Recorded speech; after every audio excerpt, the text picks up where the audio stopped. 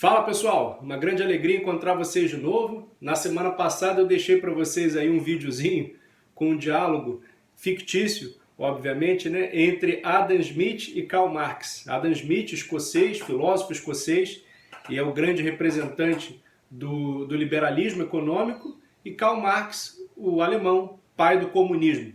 A primeira coisa que eu preciso esclarecer para vocês, é preciso que isso seja dito, né, para ficar bem claro, é o seguinte: esse diálogo é completamente fictício, né? Ele não teria a menor chance de acontecer, porque Adam Smith morreu em 1790 e Karl Marx nasceu em 1818, portanto eles não foram contemporâneos, né? Esse diálogo deles discutindo, debatendo sobre liberalismo e socialismo, numa mesa, tomando um vinho, isso aí é só um vídeo didático, né, para poder contrapor as ideias dos dois. E é um diálogo bastante interessante, ali existem trechos retirados diretamente das obras dos dois, mas uma coisa também que é necessário a gente esclarecer é o seguinte: o Karl Marx, ele conheceu as ideias do Adam Smith, então ele teve a oportunidade de conhecer e de rebater as ideias do Adam Smith, porque Karl Marx nasceu depois. Adam Smith jamais conheceu o marxismo. Quando Adam Smith defende lá a sua teoria da mão invisível, que a economia deveria se autorregular, o Estado não deveria mexer com a economia, ele está defendendo isso contra o mercantilismo, não é contra o marxismo. Como que surgiu a ideologia liberal? Surgiu tentando ser um contraponto, tentando criticar o absolutismo, as práticas do absolutismo. E o sistema econômico que vigorava durante a vigência do sistema político, que é chamado absolutismo, era o mercantilismo. Então tinha lá aquela questão do exclusivo metropolitano, do pacto colonial, tinha lá aquela questão das leis protecionistas, e o Adam Smith, ele critica essas coisas. E depois o Karl Marx, que foi um cara que já conseguiu testemunhar na Inglaterra, porque embora ele tenha nascido na Alemanha, ele viveu grande parte da vida dele na Inglaterra, ele já conseguiu testemunhar os primeiros frutos da Revolução Industrial, e ele viu ali uma grande massa de trabalhadores que não tinham nada, né, os chamados proletários, e eles eram completamente alienados.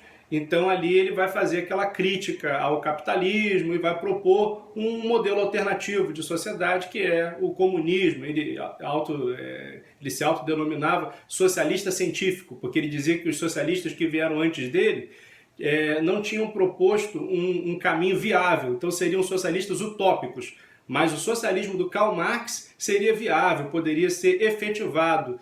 Então seria o socialismo científico, tá? Então, assim, muitas das coisas que foram inseridas ali na boca do personagem do Adam Smith, na verdade são críticas ao socialismo que foram feitas pela tradição liberal já do século XX. Por exemplo, os filósofos da escola austríaca de economia, que partilhavam de muitas ideias de Adam Smith, mas não foi o Adam Smith que fez aquelas críticas ali ao socialismo, né? Foram outros filósofos que faziam parte daquela tradição liberal, da tradição pertencente ali à escola, né, do Adam Smith. Então é necessário a gente entender isso só para contextualizar. Bom, então vamos lá, vamos comentar um pouquinho sobre aquele diálogo muito interessante que eles acabam travando ali. O Karl Marx, ele vai dizer que a democracia liberal, ela é uma grande farsa. Porque o que foi a democracia liberal? O que foi o movimento liberal? Foi a burguesia tentando reconhecimento político.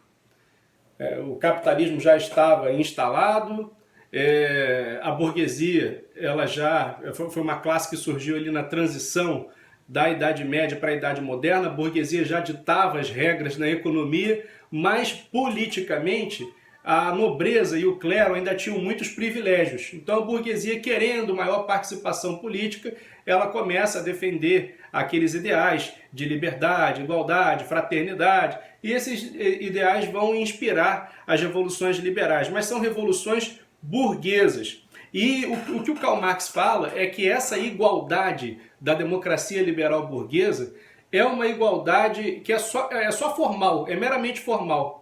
Ela não se traduz materialmente, porque, na verdade, você tem uma igualdade de princípios, mas na realidade as pessoas são desiguais, a sociedade é profundamente desigual. E o que o Karl Marx viu foi o seguinte: na Inglaterra, né, logo depois da Revolução Industrial, tem uma massa ali de trabalhadores, os chamados proletários, que não tem nada, que só tem o próprio trabalho para oferecer e a própria prole, né, os próprios filhos. Então tem ali a exploração do trabalho infantil, jornadas de trabalho extenuantes para os trabalhadores, eles não têm ali direito a férias, não têm direito a descanso semanal, enfrentam condições de trabalho muito adversas, eles produzem riqueza, mas eles não participam da riqueza que eles produzem. Eles não podem colher os frutos do trabalho deles. Eles trabalham para outros, eles são completamente alienados.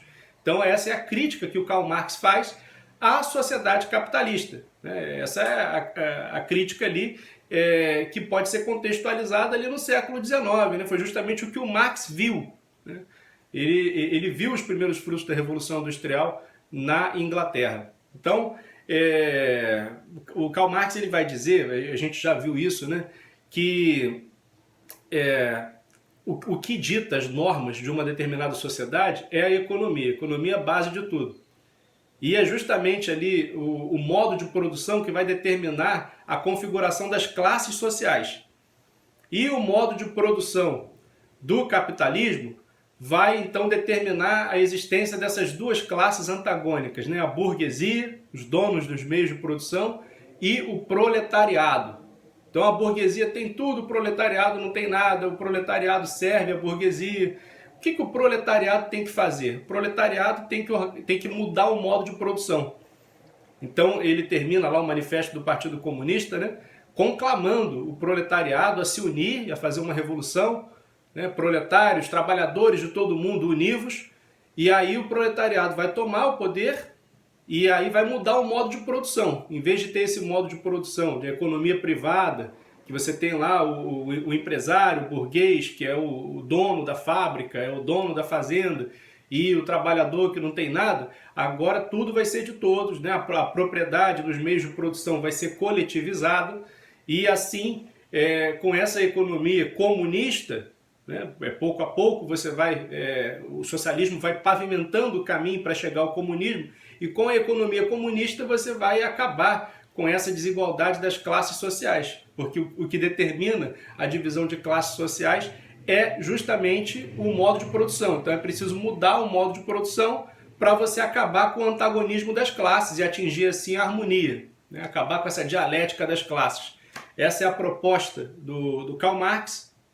E ele diz também que toda a produção cultural, né, toda a superestrutura ideológica da sociedade burguesa, da sociedade ocidental, que tem lá a sua base judaico-cristã, ela é, na verdade, uma farsa. Né? É um tecido de ideias para poder encobrir a verdadeira estrutura da sociedade. Então, por exemplo, lá nas bases judaico-cristãs da sociedade ocidental, a gente tem, por exemplo, o sétimo mandamento, não roubarás. E isso aí é cristalizado em leis, né? Você não pode roubar. Só que quando você coloca um mandamento desses, não roubarás, numa sociedade que já é totalmente desigual, em que alguns têm a propriedade e outros não têm nada, são completamente alienados, são completamente marginalizados, você está amarrando as mãos daqueles que não têm nada.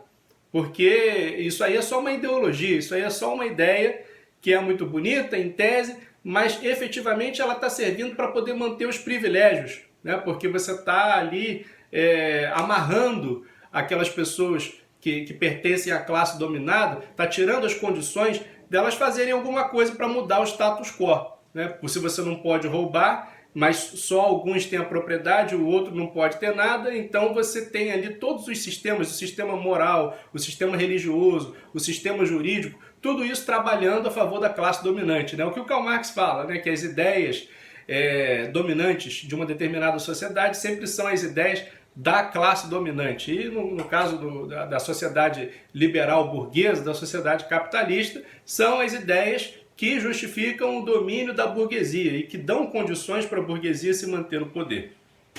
Bom, as críticas do Adam Smith, as críticas do liberalismo, né, mais do que o Adam Smith, as críticas do liberalismo ao socialismo, elas vão no seguinte sentido. Vocês vão ver ali que o Adam Smith fala que as ideias do Marx contrariam a natureza das coisas, né? Quem é que diz isso? No início do século XX é Ludwig von Mises, que é membro da escola austríaca, né, de economia. Naquele livro Socialismo, uma análise econômica e sociológica, ele vai dizer que a economia socialista ela é impossível você ter uma economia totalmente planificada. E o argumento dele segue mais ou menos a seguinte estrutura, ele diz assim, se todos os meios de produção são estatizados, então você não tem mercado. Se você não tem mercado, os produtos não têm preço. Se os produtos não têm preço, não tem como fazer cálculo de preço. Sem cálculo de preço não tem planejamento econômico. E sem planejamento econômico não existe economia estatizada. Então, assim, a economia socialista ela é um quadrado redondo. Ela é uma coisa impossível de acontecer. E toda vez que você promete fazer o impossível, você não vai conseguir cumprir suas promessas. Você vai fazer algum possível. E que possível é esse? É um socialismo meia-bomba, com uma ampla margem de capitalismo clandestino, então você vai ter ali a sociedade vai se congelar numa oligarquia burocrática que vai tolerar amplas doses de corrupção. Foi exatamente o que aconteceu. Então, o problema da economia comunista e da economia socialista é que ela é impossível. É impossível você acabar com o mercado, é impossível você acabar com a iniciativa privada, é impossível você estruturar a economia sem essas bases, né? Essa ideia da economia planificada, de você estabelecer até mesmo todos os preços das coisas a partir de um órgão central, a partir de um planejamento central, isso aí é impossível. Então, o que o Karl Marx está propondo, segundo a escola austríaca de economia, né, segundo a tradição liberal, é uma coisa impossível. E uma outra crítica que vocês vão ver ali o Adam Smith fazer é que o socialismo ele acabou servindo à dominação, à imposição de regimes totalitários, regimes que tinham campos de trabalho forçado, regimes que eram assim, extremamente violentos, né, como o caso do Stalin, como a China, né, a China de Mao Tse-tung, enfim, Cuba mesmo, né? Então, assim, são ditaduras que acabam tirando totalmente a liberdade das pessoas, porque tem essa retórica, né, de tentar atingir a igualdade social a partir do socialismo, mas isso aí tem como preço a liberdade, tem como preço a democracia, porque acaba instaurando uma ditadura, etc. Quem diz isso é o Hayek, num livro chamado Caminho da Servidão, e ele vai dizer isso, que na verdade o que é o socialismo? Ele consiste na tentativa de eliminar ou pelo menos atenuar as desigualdades econômicas a partir da concentração de poder político. Então você precisa ter ali uma classe social, que é, no caso, o proletariado, que vai tomar o poder político e que vai controlar toda a economia. Só que com isso você acaba fazendo com que o poder econômico seja absorvido pelo poder político. E aí você cria a ditadura perfeita, a ditadura que não tem como ser desmantelada. Porque para que uma sociedade seja saudável, segundo Hayek, é necessário que haja assim, um hiato, uma diferença entre poder político e poder econômico. Se você, por exemplo, é oprimido por quem detém o poder econômico, se você é um trabalhador que é oprimido pelo seu patrão, qual é a sua saída? Pedir ajuda ao poder político. Então você vai pedir lá ao poder político, ao legislativo, que faça leis, por exemplo, trabalhistas, leis que garantam alguns direitos para você. E se você, por exemplo, tem uma discordância com o poder político, o que você vai fazer? Vai pedir ajuda ao poder econômico. Então você vai organizar lá um grupo de empresários para fazer um movimento de oposição, para fazer uma publicação contra o governo, um jornal, organizar um partido, etc. É óbvio que mesmo na democracia liberal, mesmo quando você tem assim, um regime democrático, um regime livre, você tem sempre aquela possibilidade dos detentores do poder econômico, né, os empresários, os grandes empresários, os banqueiros, parasitarem o poder político. Mas você precisa de liberdade para que haja também a possibilidade de haver grupos econômicos que sejam contrários, né, em que você possa reverter essa situação. Agora, se você tem o socialismo, então o que você vai ter? Você vai ter a total absorção do poder econômico pelo poder político. É a nomenclatura. Então você vai ter ali uma oligarquia burocrática e não vai ter nenhum dinheiro, não vai ter classe econômica, pelo menos classe econômica legítima fora do poder político. Então essa é a ditadura perfeita, é a ditadura que você não tem como desmantelar. Por isso o Hayek dizia que o socialismo é o caminho da servidão, é a estrada para a servidão. Ele sempre vai causar ditaduras. E quando os planos econômicos não dão certo, porque como o próprio Mises disse, a economia planificada é totalmente impossível de ser efetivada. Quando os planos econômicos não dão certo, sempre vai haver aquela justificativa de que é necessário concentrar mais poder, mais poder, mais poder, para poder conseguir efetivar os planos econômicos. Então você vai ter sempre ali uma concentração de poder a caminho do impossível, né? Então, como eu disse para vocês, se você promete o impossível, você não vai conseguir cumprir a sua promessa, você vai fazer um possível. Só que esse possível é sempre um socialismo meia bomba, que não consegue jamais planificar a economia, não consegue jamais gerar a igualdade que ele promete, mas ele consegue, no caminho para isso, no caminho para o impossível, tirar todas as liberdades. Tirar a liberdade de expressão, tirar a saudável, a sadia, a alternância democrática de poder, enfim, ele vai se congelando ali numa oligarquia burocrática, numa nomenclatura. Foi o que aconteceu, né? Em muitos lugares, na China, na União Soviética, etc. Então, assim, no final, aí outra coisa, outra crítica que é feita, né, ao socialismo, a questão de que um órgão central, a economia é uma trama muito complexa, um órgão central ele nunca vai ter todo o conhecimento necessário para dirigir a economia. É necessário que haja liberdade, por exemplo, dos consumidores para impor suas demandas à indústria, liberdade de produzir, de comercializar, a fim de que você tenha ali um incremento na produção. Então tem aquela brincadeira que o Adam Smith faz ali com Karl Marx, né? Esse smartphone certamente não é uma invenção socialista, porque de fato a sociedade capitalista ela acaba sendo mais criativa. A questão da igualdade, os liberais não prezam muito essa questão da igualdade.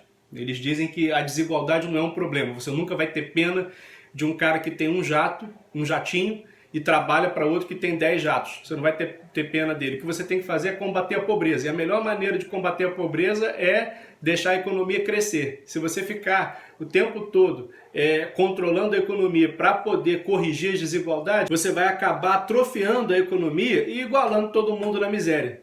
Então é basicamente isso, né? Os socialistas eles vão dizer que os ideais burgueses de liberdade, de igualdade, que estão cristalizados nas legislações da democracia liberal burguesa, eles são assim letra morta. Eles estão lá na letra da lei, mas eles não se efetivam na prática. Então é melhor você ter assim um pouquinho mais de controle, ter até a ditadura do proletariado, desde que você consiga, a partir desse controle da economia, alcançar a tão sonhada igualdade, acabar com as desigualdades, acabar com o antagonismo entre as classes. Já os liberais vão dizer que é melhor a gente tolerar a desigualdade, porque pelo menos a gente tem liberdade. E não adianta, porque quando você tira a liberdade de uma determinada sociedade, a única igualdade que você vai conseguir na economia socialista é igualar todo mundo na miséria. Todo mundo deve se lembrar daquele famoso discurso da Margaret Thatcher no parlamento inglês, em que ela fala que o socialismo tudo que faz é igualar todo mundo na miséria. Então que igualdade é essa, né? Por que a gente vai desejar esse tipo de igualdade? Enfim, é uma discussão sem fim. E o final do vídeo eu acho bem interessante, porque no final ambos se mostram insatisfeitos. De fato, a gente não tem nesse mundo uma sociedade perfeita, a gente não tem um sistema econômico perfeito, a gente nunca vai ter isso. Sempre a gente vai ter alguma reclamação, alguma insatisfação. O filósofo espanhol Ortega y Gasset, ele falava assim, que os sistemas econômicos são como o clima. O homem está sempre insatisfeito com eles.